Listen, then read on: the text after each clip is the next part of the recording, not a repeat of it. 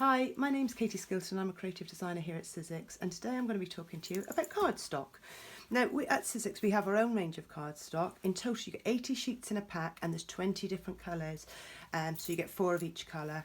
Now I just wanted to go through it with you because I get so many questions asking me about what cardstock I use and how I choose the colours, so I thought we'd just go through it today.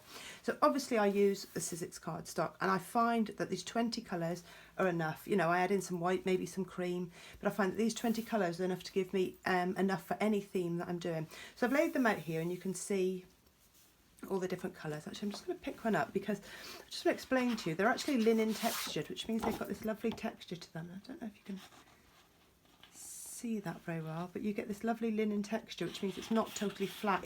It just gives your project a really nice finish. It gives it a really kind of professional finish when it's done. Now inside, it's core colours, so inside you'll actually get the coloured cardstock that you've got. You've got no white core there, so that's really good if you're kind of distressing it, sanding it, for the colours. But I wanted to talk to you about how we choose the colours. So I'm just going to move these sheets out the way and I'm going to show you how I work with colours and how I decide what colours are going to go with what.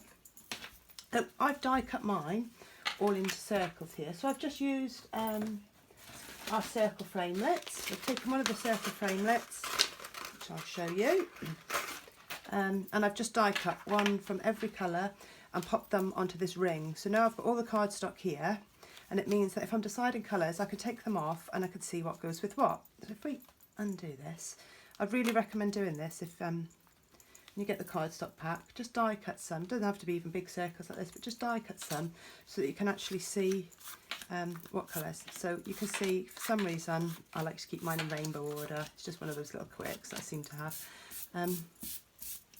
But it gives you the ability to play around with them.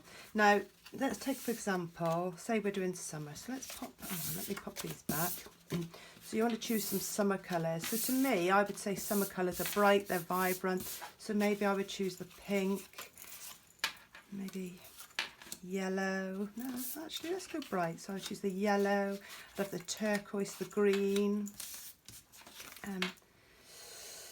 And this is the beauty of it, you can lay them out until you're happy with what you get. So to me that's really summery colours, but equally if I wanted to now say actually let's go autumn, I could take some of the cardstock here and I could start picking up on some of the autumn colours. So I would use this as my autumn colour palette. Again, Christmas, when we're talking Christmas we quite often think reds and greens, so I'd have some reds and greens, maybe some of the brights. I'd definitely have a grey in there. Maybe a blue as well. So to me that would be a Christmas palette. You know, if you're talking about winter, maybe you're looking at kind of doing snow scenes, and so I would look at using the blues and the purples. That to me would maybe with green. That to me would be a lovely kind of wintry scene. Obviously lots of people ask about men's cards. So you've got lots of colours here to make those masculine cards if you wanted to. So that to me, you know, that works really well with masculine cards.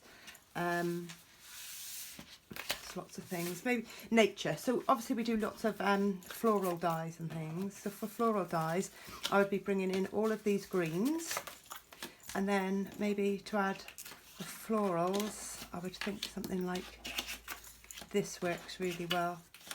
I recently did a wedding set like that and that came out really lovely because it was all the florals, the spring florals, and then you've got all the leaves that go together there. So there's lots of different ways you can play around with it, and honestly I get asked this so much.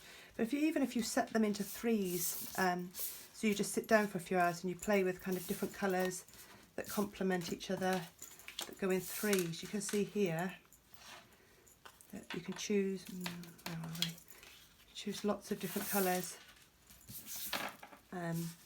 And they work really well together. I think quite often people don't realise you don't need lots of different colours on a card. You know, just a few colours is enough to make it pop, especially against a white background. But I just wanted to give you that information because I get so many people asking me how I choose my colours and what cardstock I use. So of course, obviously I use the Sizzix cardstock. It's got this beautiful, as I said, linen texture to it that shows up. It gives that lovely professional finish. It's beautiful to die cut. And equally, the 20 colours are enough. It doesn't overly confuse me. There's enough there to match with pattern papers, my inks that I want. And there's enough there to mix and match to get lots of different looks from just those 20 colours. So I hope this video has helped a little bit. Any questions, as always, please get in touch. Thank you for watching, and I shall see you again soon.